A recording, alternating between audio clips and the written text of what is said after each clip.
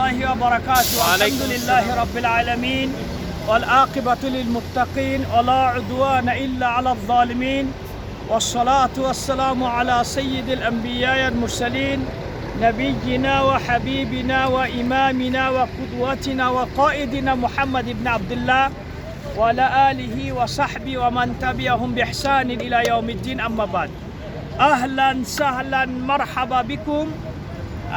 পৃথিবীর যে প্রান্ত থেকেই এই মুহূর্তে আমাদের এই লাইভ প্রোগ্রাম যারা উপভোগ করছেন সকলের প্রতি আন্তরিক শুভেচ্ছা এবং অভিনন্দন রইল। আমরা এই মুহূর্তে মক্কার অদূরে অবস্থিত একটা চমৎকার শহর তায়েফ। এই তায়েফে আমরা এখন অবস্থান করছি। এই তায়েফে বেশ কিছু ঘটনা কিছু আছে বানোয়াট, কিছু আছে সত্য। তায়েফকে কেন্দ্র করে ঘটনা আছে, যেমন হুনাইনের যুদ্ধ, তায়েফের যুদ্ধ, এই সমস্ত যুদ্ধ সত্য সংগঠিত হয়েছিল তায়েফে। এবং রাসূল সাল্লাল্লাহু আলাইহি ওয়াসাল্লাম তিনি যখন খাদিজা এবং আবু তালেব এই দুইজনই রাসূলকে সার্বিকভাবে সাহায্য সহযোগিতা করতেন। এই দুইজন যখন 3 দিনের ব্যবধানে, একটা বর্ণনা এসেছে, মৃত্যুবরণ করলেন, তখন মক্কার কাফেররা রাসূল সাল্লাল্লাহু আলাইহি সাল্লামের উপরে অত্যাচারের মাত্রাটা বাড়িয়ে দিল। অবশেষে প্রাণ ঢাল আশা নিয়ে তিনি তায়েফে এসেছিলেন। আমরা ঘটনা জানি। তায়েফবাসীরা রাসূলকে তো আশ্রয় দিলই না, বরং যুবকদেরকে লেলিয়ে দিয়ে তীর, ধনুক, পাথর নিক্ষেপের মাধ্যমে রাসূল সাল্লাল্লাহু আলাইহি সাল্লামের শরীরকে রক্তাক্ত করে দিল। অবশেষে তিনি বেহুশ হয়ে মাটিতে লুটিয়ে পড়লেন। আল্লাহ সুবহানাহু ওয়া তাআলা এই ঘটনা সহ্য করতে না পেরে তিনি যে সমস্ত ফেরেশতা এই পাহাড় রক্ষণাবেক্ষণের দায়িত্ব আছে, আমরা জানি যে সৌদি আরবের যে সমস্ত শহরে সবচেয়ে পাহাড় পর্বত বেশি, তার মধ্যে তায়েফ হচ্ছে অন্যতম। প্রচুর পাহাড় এখানে রয়েছে। আল্লাহ বললেন যে এই পাহাড়টা উঁচু করে তায়েফবাসীদের উপরে নিক্ষেপ করো, সমূলে তাদেরকে ধ্বংস করে দাও। কিন্তু আমার দোস্তকে মেরেছে, আমার হাবিবকে আঘাত করেছে, সুতরাং তার অনুমতি নেওয়া হোক। রাসূলের কাছে ফেরেশতারা অনুমতি নিতে এসেছেন। আল্লাহর অনুমতি পেয়ে গেছি, এখন আপনার অনুমতি পেলেই আমরা পাহাড়টা উঁচু করে এদের ধ্বংস করে দেব। রাসূল সাল্লাল্লাহু আলাইহি সাল্লাম বললেন যে না, এরা এখন আমার মর্যাদা বুঝছে না, কিন্তু পরবর্তী জেনারেশন এরা আমার হয়তো মর্যাদা বুঝবে। এখন এদেরকে ধ্বংস করে দিলে এই দিন কারা মানবে? এইটা রাসূল বলার সাথে সাথে আল্লাহ কোরআনের আয়াত নাযিল করলেন, ওমা আরসালনাকা ইল্লা রাহমাতাল লিল আলামিন। হে রাসূল, আমরা আপনাকে বিশ্ববাসীর জন্য রহমত স্বরূপ পাঠিয়েছি। ভাইরা আমার, এই সমস্ত ঘটনা সত্য, তায়েফে ঘটেছিল। পরবর্তীতে দেখা যায় যে তায়েফের মানুষের মন মেজাজ অত্যন্ত ভালো, সেটার অনেক বাস্তব প্রত্যে যে সমস্ত শহরে সুন্দর আবহাওয়া, তার মধ্যে তায়েফ। ভাইরা আমার, আমরা এই মুহূর্তে এসেছি মানুষের মুখে অতি পরিচিত প্রচলিত একটি ঘটনা, যে বুড়ির বাড়ি। যেই বুড়ি রাসূলকে কষ্ট দিত, কাটা নিয়ে এসে পথে দিয়ে রাসূলের কষ্ট দিত, সেই বুড়ির বাড়ি নাকি এইখানে। এই ঘটনার বাস্তবতা কতটুকু আসলে বাস্তব যদি আমরা বিবেচনা করি, এই ঘটনাটা সত্য না।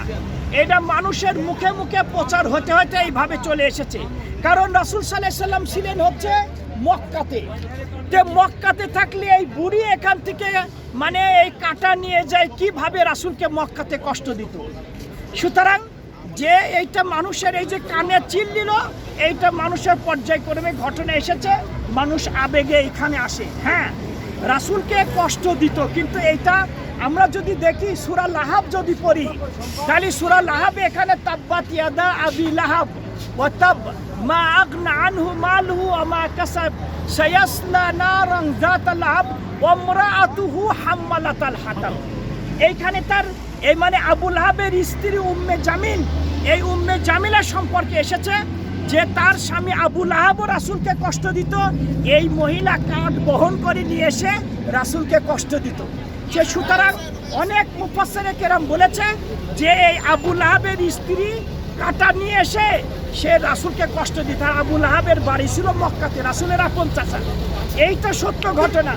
কিন্তু এই তায়েফ থেকে এই মহিলা কাটা নিয়ে যায় মক্কাতে, মানে এই রাসূলকে কষ্ট দিত, যেই ঘটনা বলা হয় এটা কোনো সত্য ঘটনা না।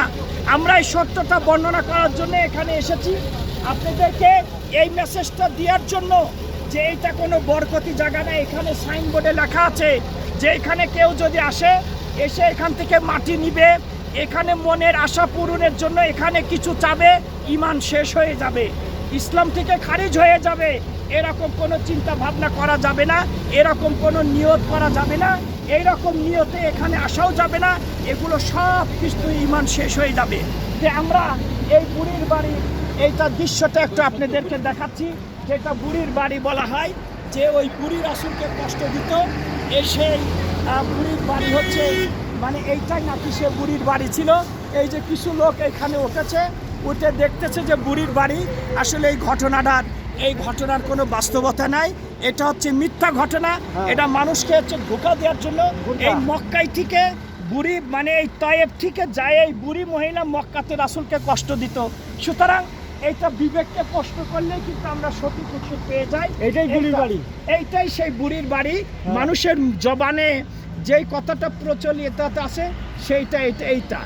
তাই 1400 বছর পূর্বে এই দেওয়াল কিভাবে থাকে এখানে, যাই হোক, এইটা মানুষ আবেগে এখানে আসে, এখানে কোনো মানে বরকতি জায়গা না, এখান থেকে কোনো মাটি টাটি নিয়ে বুকে বরকতি নিয়ে এগুলো নিয়ে যাবে না, এগুলো হচ্ছে শিরক হবে, এগুলো ঈমান শেষ হয়ে যাবে।